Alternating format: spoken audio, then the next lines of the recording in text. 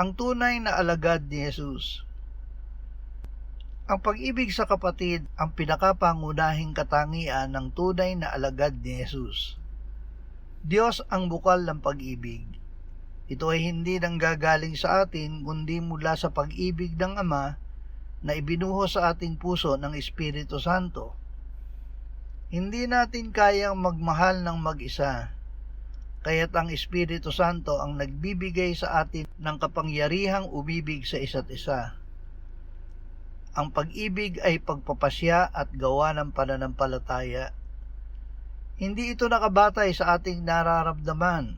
Ang pakiramdam ay susunod lamang matapos na una tayong magpasyang umibig at gumawa ng mabuti sa dapat nating ibigin.